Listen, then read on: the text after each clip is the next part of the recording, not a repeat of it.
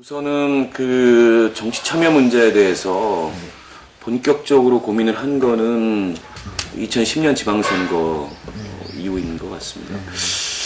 왜 이제 정치 참여를 고민하게 됐는지 좀 거슬러 올라가면 이제 2008년 제가 그 촛불항쟁 때 광우병대책회의 상황실장을 하고 그로 인해서 뭐 수배되고 감옥에 갔는데 그때 이제 좀 나름대로 그 촛불항쟁을 좀 평가하면서 고민이 굉장히 많았어요. 무엇보다 수백만 명의 국민들이 거리로 나와서 정말 놀라운 모습을 우리가 목격했잖아요.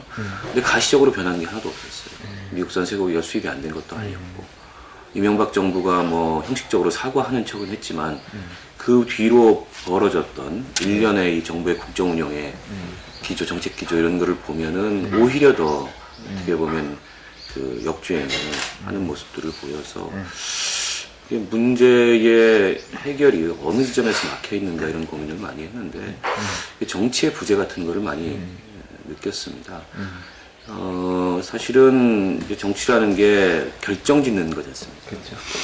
근데 그런 정치의 결정 능력이라는 게 균형이 현저하게 파괴되어 있을 뿐만 아니라 제 기능을 잘 못하고 있고, 이건 이제 운동을 열심히 한다고만 해서 해결될 수 있는 문제는 아니겠다. 결국에는 이제 세상을 변화시키는데 다 같은 목적이 있지만 운동과 정치라는 게, 근데 정치의 방법으로 혹은 정치를 수단으로 세상을 변화시키는 일이 그 어느 때보다 굉장히 중요해졌고, 특히 이제 국민들의 뭐 삶의 질이라든지 이런 문제를 위해서는 정치가 달라지지 않는다면 달라지지 않겠구나 생각을 했습니다. 제가 진보정당을 선택한 이유는 한국 정치라는 게 근본적으로 한국 정치 지형은 지역주의 내지는 보수 정당의 양당 체제라고 저는 생각해요. 근데 이 지역주의 보수 양당 체제가 계속 지속되고 그게 공고화되고 완전히 구조화되면 특히 우리 서민들, 노동자들 이런 우리 사회의 밑바닥엔 희망이 없다 이런 생각을 했고, 그야말로 우리가 내세우고 있는 진보의 가치가 현실 정치에서 실현되도록 하기 위해서는 뭐 민주당의 진보적 견인 이런 것도 중요하겠지만 그보다는 이 진보 정치 세력이 현실 정치에서 어떻게 보면 더 힘을 키우고 그리고 제도적인 어떤 권력 자원을 더 갖도록 하는데 시민운동을 했던 사람들이 기여하는 게 의미가 있고 굉장히 중요하다. 특히 이제 진보의 외연 확장이라는 면에서 그렇다. 한국 사회 진보라는 게 크게 양대축으로 저는 구성이 되어 있다고 생각해요. 하나는 이제 노동으로 대변되는 계급계층의 대중운동, 그리고 시민으로 표현되는 풀뿌리의 다양한 그 지역의 운동, 부문운동, 그다음에 지식인 전문가들의 운동.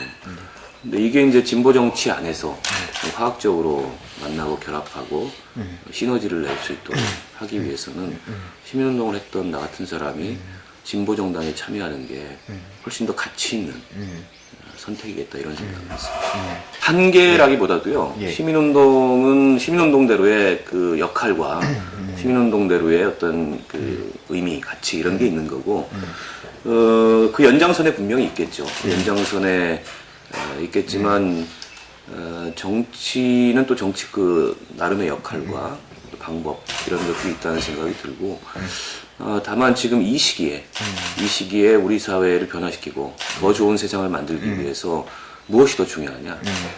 저는 정치가 더 중요하고 정치가 결정한다 이런 생각을 했고, 그렇게 변하고 있다 점점. 그래서 사실은 이제 정치 참여를 하게 된 거고, 시민운동의 한계라고 표현하기에는 조금 그런 것 같아요. 시민운동은 사실은 그 사회를 변화시키기 위해서 좋은 세상을 만들기 위해서 하는 운동이지만, 근데 운동이 정치를 대체할 수는 없어요. 그건 좀 좋은 사회가 아니라고 생각합니다. 정치는 정치에서 해결을 해야지, 운동이 정치를 대체한다는 건 갈등이 제도화되지 않고 갈등이 관리되지 않는다는 얘기거든요. 근데 정치의 기능이 산다는 거는 갈등이 제도화되고 갈등이 관리된다는 제도적으로 때문에 그게 훨씬 더 안정되고 좋은 사회로 나아갈 가능성이 많은 사회라고 저는 봅니다. 저는 해야 된다고 봅니다. 시민운동과 정치가 의제 유사성이 굉장히 강하고 또 시민운동이 갖고 있는 그 자체로서 정치성이 있어요. 왜냐하면 의제를 만들고 제도 밖에서 어떤 여론과 압력을 행사해서 그런 의제가 제도적으로 관철되기 위해서 하는 운동들이잖아요. 이건 정치와의 유사성이 굉장히 크고 거기서 훈련된 사람들, 거기서 자기 성과와 역량을 쌓은 사람들이 정치에 참여하는 건 자연스러운 과정이고 또 바람직한 경로다. 어느 날 갑자기 뭐 전혀 이것과는 무관한 세계에 살다가 그 이름이 유명해져서 정치로 오는 그런 경우는 전 별로 바람직하지 않다고 생각해요. 오히려 시민운동처럼 예비 정치인으로서의 훈련을 쌓을 수 있는 좋은 장이고 이게 이제 정당 시스템 내에 그런 장이 있다면 더 좋은데 우리 정당 정치가 그렇지 못해요. 이게 다분히 선거용 정당인 측면이 크거든요. 대한민국 정당이. 그랬을 때 그 정치인으로서 훈련되기에 가장 적합한 장이 현재로서는 시민운동 아니라 이런 생각합니다. 당연히 그렇게 가야 된다고 생각하고요. MB 심판 정권 교체라는 거는 굉장히 가시적인 그리고 즉자적인 목표이고 즉자적인 그 전선이라고 생각해요. 근데 MB 심판 정권 교체를 뛰어넘어야 된다. MB 심판하면 세상이 좋아지냐, 정권 교체만 하면 세상이 좋아지냐, 그렇지 않거든요. 그건 우리가 지난 민주정부들의 그 뭐 실패와 좌절도 목격을 했지 않습니까?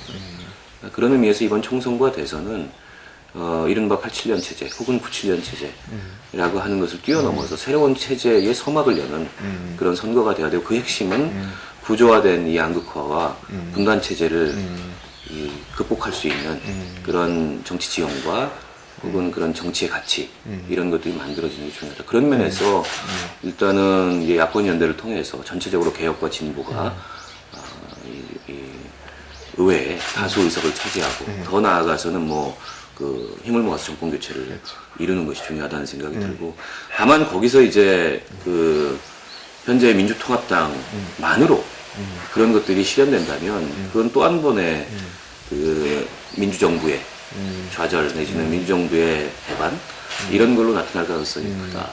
그렇기 때문에 그렇게 가지 않도록 강력하게 견제하고 이 한국 정치 전체를 그런 새로운 체제의 비전으로 이끌어가는 세력이 원내 교섭단체 정도의 이 힘을 가지고서 의회 내에서 그리고 정치의 영역에서 저는 작동을 하는 게 굉장히 중요하다고 생각합니다. 저의 브랜드 일단 시민운동 그리고 촛불 이게 브랜드 아니겠습니까? 그리고 젊다 뭐 이런 세 가지 아닐까요? 그래서 진보 정치에서 조금 기존에 발견하기 어려웠던 그런 배경과 혹은 그런 캐릭터 이런 기존에는 이제 진보 정치는 주로 노동 내지는 그냥 정당 운동 이런 거였는데 저는 확실한 자기 기반이 있고 그다음에 그 인적 네트워크가 시민사회에 폭넓게 존재하고 저는 그게 진보 정치의 정치적 자산이 될 거고 그렇게 만들겠다 이런 생각입니다.